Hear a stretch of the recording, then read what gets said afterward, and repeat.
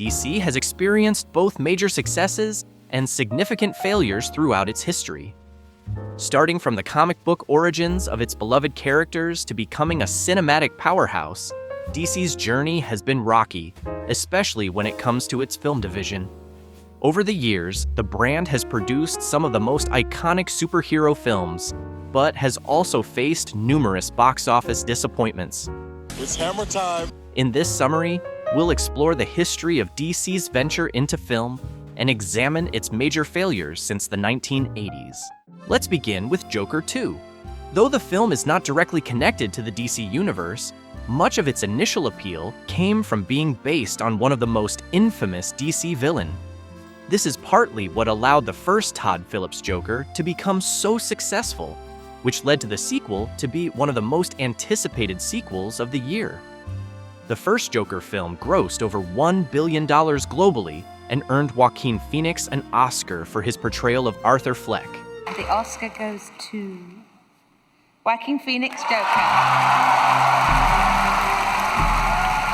However, despite high expectations, Joker 2 has faced significant challenges at the box office. Unlike the first film's dark and gritty approach, Folie à deux introduced musical elements and brought in Lady Gaga as Harley Quinn.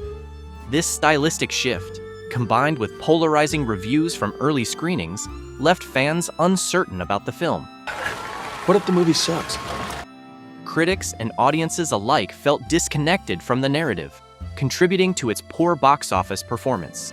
Additionally, the film was kept separate from the broader DC universe, which hurt its appeal for fans looking for more interconnected storytelling. While DC Studio had no involvement with Joker 2, they can't be too happy with one of their most recognizable characters being attached to another movie failure. And that's right, I said another failure, because when it comes to missing the mark, DC has a long list of films that ended up disappointing fans and critics. But before we take a look at what some of those films are, it's important to look at the incredible history of DC Comics as a brand and its tremendous impact on American popular culture to understand why some of its film adaptation misses are so painful for fans who grew up on these beloved characters. Founded in 1934 as National Allied Publications by Malcolm Wheeler Nicholson, DC Comics is one of the oldest and most influential comic book companies in history. The company's big break came in 1938 with the publication of Action Comics #1, which introduced Superman, the first superhero. The success of Superman led to the creation of other legendary heroes, including Batman and Wonder Woman, cementing DC as a cultural powerhouse during the golden age of comics. By the 1960s, DC had become a leader in the comic book industry, with its characters appearing in animated television shows and live-action series. Watch out, Batman! Batman! As the company transitioned into the modern age, DC underwent several corporate mergers and rebrands. In 1969, it was purchased by Warner Brothers, marking the beginning of a long-standing partnership that would lead to its ventures into film. Throughout the 20th century, DC's superheroes were adapted into films and television shows, with Superman in 1978 and Batman in 1989, marking early successes in the superhero movie genre. Christopher Reeve's portrayal of Superman and Michael Keaton's Batman became iconic, helping to establish the superhero film as a major Hollywood genre. However, despite these early successes, DC's transition to building a cohesive cinematic universe was fraught with difficulties. Let's dive into the most notable failures in DC's cinematic history, from the 1980s up until now, and see what went wrong with each. Superman 4: The Quest for Peace, 1987. Directed by Sidney J. Furie, Superman 4: The Quest for Peace was the fourth and final film in the Superman franchise starring Christopher Reeve. The film attempted to tackle the serious issue of nuclear disarmament, but was plagued by a weak script, poor visual effects, and a drastically reduced budget compared to its predecessors. The film's villain, Nuclear Man, played by Mark Pillow, was panned for being uninspired and cheesy. Superman. Despite Reeves' strong attachment to the project, he even co-wrote the story. The film's critical and commercial failure marked the end of the original Superman series, with Warner Brothers shelving any future sequels for nearly 20 years. Reeves was deeply disappointed, stating later that the poor execution and lack of studio support hurt the film's potential message. Gentlemen, one moment. I'd like all the people back there to know that our subway system is still the safest and most reliable means of public transportation. Thank you. Batman and Robin, 1997. Directed by Joel Schumacher, Batman and Robin is infamous for its over-the-top campiness and garish visual style. George Clooney starred as Batman, alongside Arnold Schwarzenegger as the pun-heavy villain Mr. Freeze, and Uma Thurman as Poison Ivy. The film was heavily criticized for its cartoony tone, outlandish costumes, most notoriously the bat nipples on Batman's suit, and nonsensical plot. Despite the star-studded cast, including Chris O'Donnell as Robin and Alicia Silverstone as Batgirl, the film was a box office and critical disaster. George Clooney, who portrayed Batman, later admitted that the film almost destroyed his career. Its failure forced the Batman franchise into an 8-year hiatus until Christopher Nolan revived it with Batman Begins in 2005. That's my exit cue. Steel, 1997. Released the same year as Batman and Robin, Steel starred NBA legend Shaquille O'Neal in the lead role as John Henry Irons, aka Steel. Directed by Kenneth Johnson, the film deviated significantly from the comic book character, with a low-budget production and a poorly received performance from O'Neal. The film follows John Henry Irons, a weapons designer who quits his job after one of his inventions is used in a crime. After witnessing the destruction his technology causes, Irons takes on the persona of Steel, donning a metal suit and a sledgehammer to fight crime and stop his former colleague, who is selling the weapons on the black market. Despite its attempts to cater to a family-friendly audience, the film was a critical and commercial failure, grossing less than $2 million at the box office.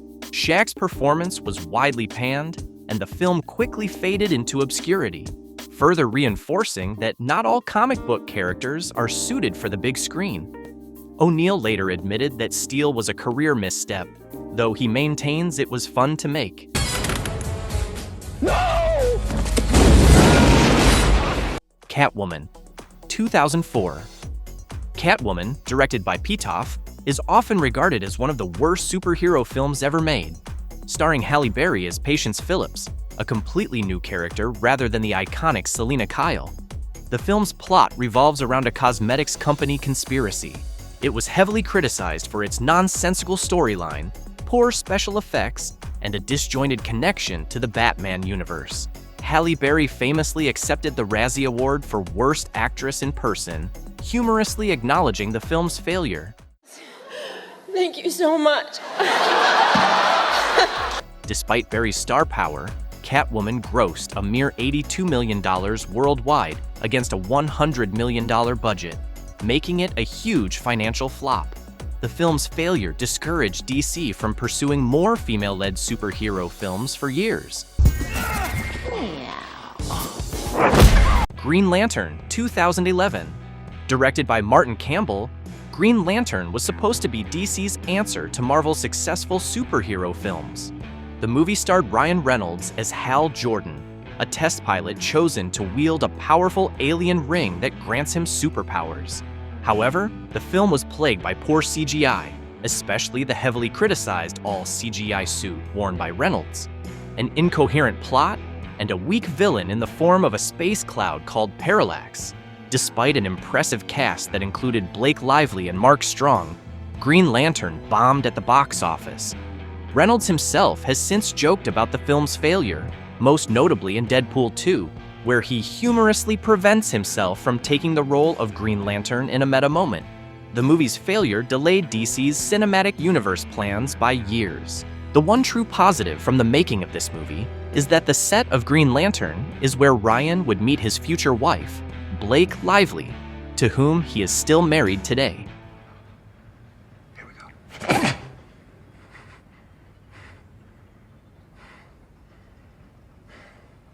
Justice League, 2017. Initially directed by Zack Snyder, Justice League had a famously troubled production. After Snyder stepped away due to personal tragedy, Joss Whedon took over directing duties, leading to significant tonal shifts and reshoots that left the final film feeling disjointed. Henry Cavill, Ben Affleck, Gal Gadot, and Jason Momoa returned as Superman, Batman, Wonder Woman, and Aquaman respectively.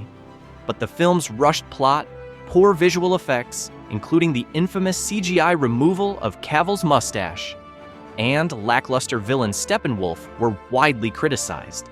The film grossed $657 million, far below expectations for a blockbuster of its scale, leading to the eventual release of the Zack Snyder's Justice League cut on HBO Max in 2021. The Snyder cut, though longer and darker, was seen as a redemption for both Snyder and the DCEU. I'm so sorry. Wonder Woman, 1984, 2020. Following the enormous success of the first Wonder Woman film, Wonder Woman 1984, directed by Patty Jenkins, was expected to be a major hit. Gal Gadot reprised her role as the Amazonian warrior, alongside Chris Pine, Kristen Wiig, and Pedro Pascal. Unfortunately, the film was criticized for its confusing plot, uneven tone, and overuse of nostalgia. Released during the COVID-19 pandemic and with a simultaneous HBO Max release, it grossed only $166 million worldwide. Fans were particularly disappointed by the film's portrayal of Maxwell Lord, played by Pascal, whose wish-granting powers led to a convoluted storyline that failed to live up to the original film's high bar. Jenkins later acknowledged that the rushed production impacted the final product.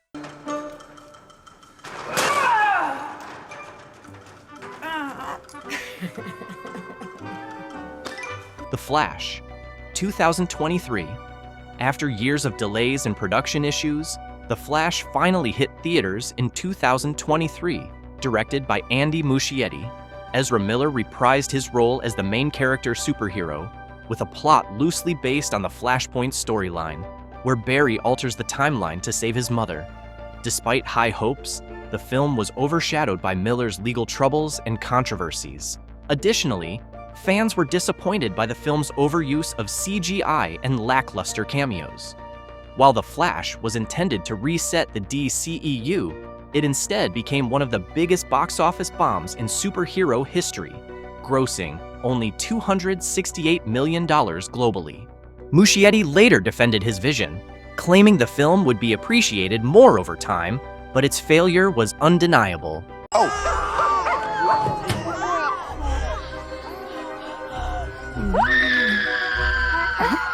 Shazam! Fury of the Gods, 2023.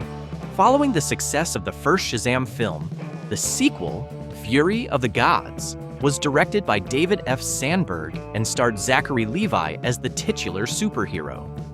Despite positive reviews for the cast's performances, including Helen Mirren and Lucy Liu as villains, the film struggled to find its footing. Released amid waning interest in the DCEU and superhero fatigue, Shazam! Fury of the Gods grossed only $132 million worldwide.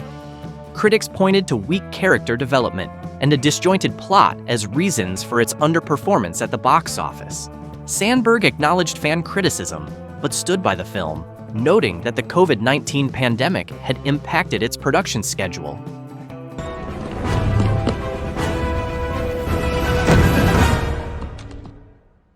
What? Blue Beetle, 2023. Blue Beetle starred Zolo Maridueña as Jaime Reyes, the first Latino superhero to lead a DC film. Directed by Angel Manuel Soto, the film was praised for its cultural representation and fun tone. However, despite positive critical reception, Blue Beetle struggled at the box office, grossing only $43.4 million during its opening weekend. The film's failure was largely attributed to poor marketing, the decline of the DCEU, and superhero fatigue. While Blue Beetle earned praise for its heart and humor, it failed to attract the large audience it needed to be a financial success. Soto remains optimistic that the character will have a future in the restructured DC universe. And that's it for some of the most notable film failures in DC history. I want to make clear that while this video highlighted some of the brand's disappointing adaptations, DC also has a long and impressive history of film successes, and there is plenty of hope for its future, especially considering it is now under the leadership of James Gunn and Peter Safran, who have shared their plans to develop a more cohesive and character-driven cinematic universe. One of the most anticipated projects is Superman Legacy, aimed to be released in 2025. This will mark the official start of the new DC universe. Additionally, projects like Lanterns, which will focus on the Green Lantern Corps, and The Brave and the Bold, a new Batman film, are generating excitement among fans. By focusing on quality storytelling and character development, Gunn and Safran aim to rejuvenate the DC film franchise and finally deliver the cohesive universe fans have been waiting for. But what do you think? Which of these movies disappointed you the most? Do you hold a special place for any of these films in your heart, despite what the fans and critics are saying? Do you remember Shaq having his own DC film? 'Cause I didn't. Make sure to let me know in the comments and give this video a like if you enjoyed it. It really helps out with the algorithm. Make sure to subscribe for more similar content. And most importantly, thanks for watching.